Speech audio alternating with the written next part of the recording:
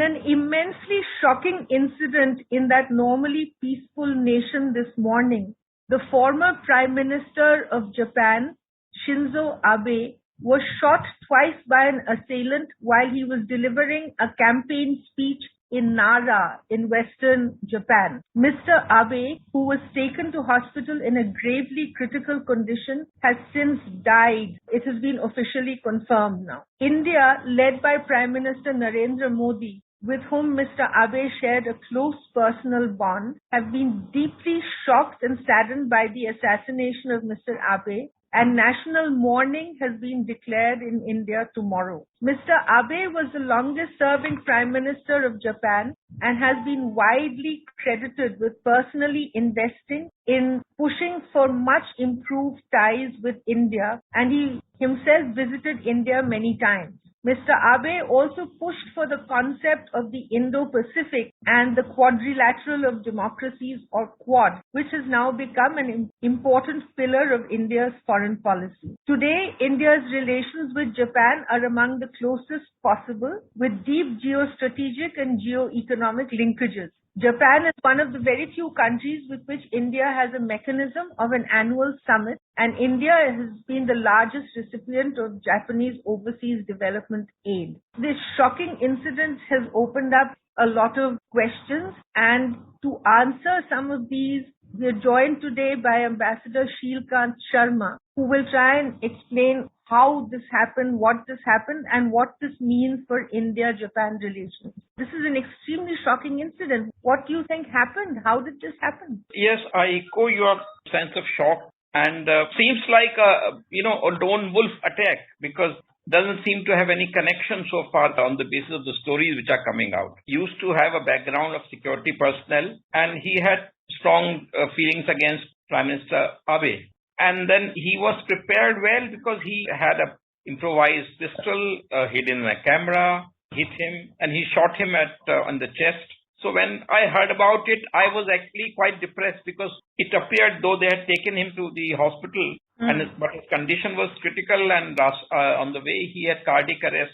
So his survival was a matter of, it was a very thin chance. So this news which has come is really deeply shocking. It saddens us, because we in India, who always felt relations with Japan are the most important in Asia, respected Abe because of his insight, his unequivocal, perceptions. He didn't mince words. Like, he wanted to take Japan out of the post-war guilt-ridden, slightly defensive orientation. And despite Japan's capabilities and the capacity, Japan was not coming on its own. So it was Shinzo Abe who, in his 8 years, from 12 to 20, really moved forward despite many odds. Then his strategic perception, as you mentioned, about the Indo-Pacific, and he also felt that relations with India are geostrategically and geoeconomically Japan's most important relationship in Asia. There was a certain compatibility, coherence between our two countries when he was leading, and he had very excellent relations with our successive prime ministers. He went off very well with Prime Minister Manmohan Singh, and then Prime Minister Modi and him, they had a very great personal rapport, and the kind of visits that both of them exchanged. It made us feel very nice, very comfortable. And then the Japanese, in 2020, when he resigned on health grounds, we felt that the leader of Japan was from his own party. So that line will be continued. And that has been so, as has been evident in the figures, like the maximum investment in the last 20 years or so, $39 billion, 1,500 Japanese companies. Mr. Abe was a former Prime Minister of Japan. And yet this morning he was in this sort of little nooker kind of street corner, as it were,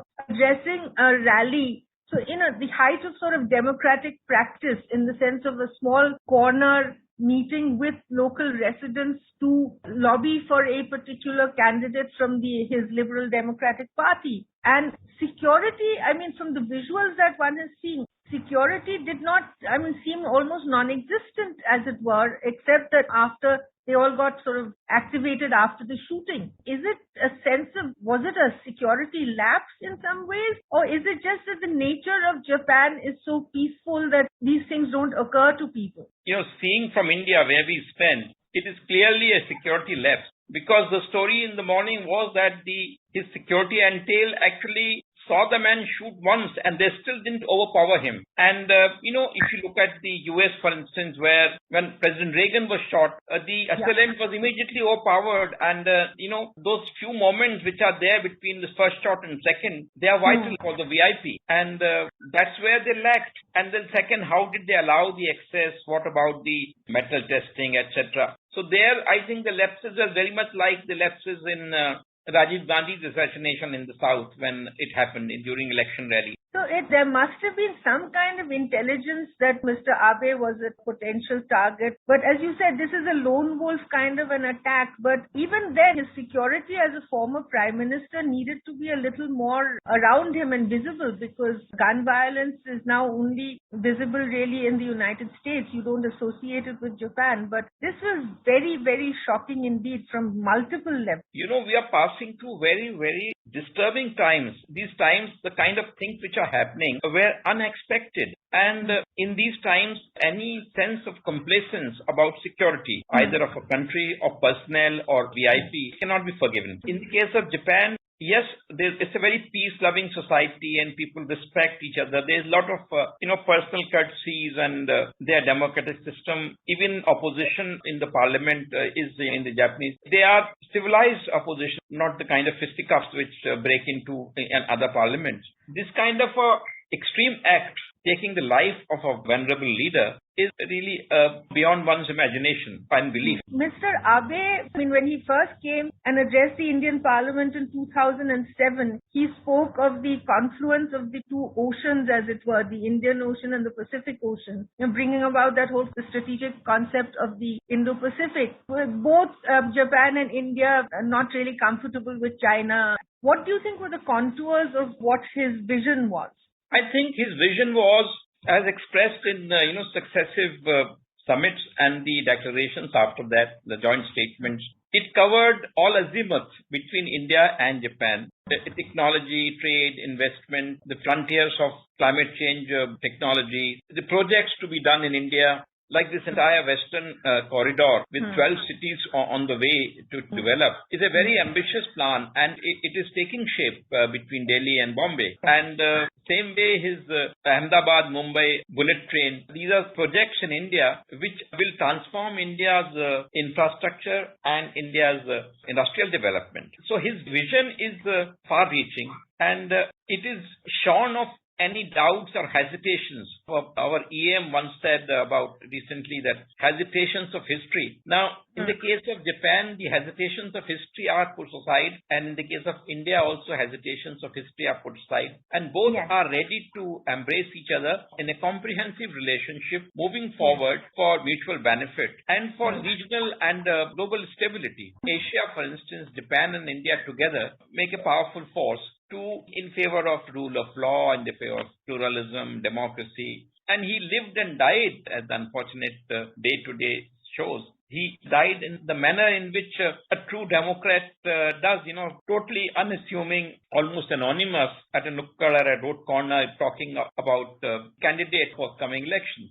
The other thing was, Mr. Abe, all said and done, was probably the closest to Japanese political sort of royalty. His grandfather was also Prime Minister of Japan. And so there was a great deal of the, enthusiasm of a common, a normal human being in other cultures, as well as, of course, a great deal of insight into how things should develop. Would you agree with that assessment? I agree fully. This is an evolved system there where, like his grandpa, the Prime Minister, was the first to visit India after our independence, 1957, when he visited India. At that time, his visit was really also a high point in Pandit Nehru's time. Yes. And India, was, if you remember the 50s, India had a particular view of Japan. For instance, we defended Japan in these trials. They wanted to do Nuremberg type of trials, and India was in favor of, was in support of Japan in its defense, and they appreciated it. That was the early foundation of relationship. Then during the Cold War, because of the US-India differences, the shadow fell on Japan as well. But in spite of that, through the 80s, for instance, the Maruti car project was a project with Japan. and the way it has grown in India, it's a testimony to kind of things which Japan wanted India to do. So it's Japan's attitude to India has been positive, the ebbs and flows of relationship. But Prime Minister Abe represented the high point from the very beginning. He visited India even when he was not even Prime Minister. I think he was just MP and he visited here, and he traveled into India. Then the way he treated Prime Minister Modi when he visited Japan, he took him to his personal, family ancestral home, and that kind of hospitality. And in Kyoto, the way they met in a cultural setting. So Abe understood India's cultural civilizational roots, and he happily related to them in a very, consonant manner. It was, and that confluence word is itself has a certain emotional communication. So I fully agree with you that he really transformed the approach to our bilateral relationship, and he transformed the outlook for geostrategy and geopolitics in Asia. Ambassador Sharma, the northeast of India is a particular area of Japanese focus, since Mr. Abe's time especially. And I think the whole vision of India's Act East policy now has gelled very well with Japan's Look West policy in terms of the Asian subcontinent. So how would you, again, explain that vision? How do you explain this particular aspect of the relationship, the focus on the Northeast? There again, I would say that under Prime Minister Abe, Japan saw very clearly India's priorities. And the high priority which the Indian government has been placing on the northeastern development, Japan responded to that. And so that shows also a certain depth of understanding about each other's concerns and priorities, I would say. Northeast is very important for Prime Minister's Act East policy. And the kind of investment and the whole thing which is being done. So that has been, very important for us. Then, Japan has also been working with India. Now that you mentioned Northeast, apart from that, Japan has also been keen to work with India in trilateral projects or third country projects where we can combine and gel our strengths for the benefit of the countries of the south. So in Africa and even in Sri Lanka, Japan and India are working together on projects. So, and even in the dire straits that Sri Lanka has been, Japan has also come out to help them, and that is in coordination with India. Thank you very much indeed, Ambassador Sharma. Thank you very much. Thank you.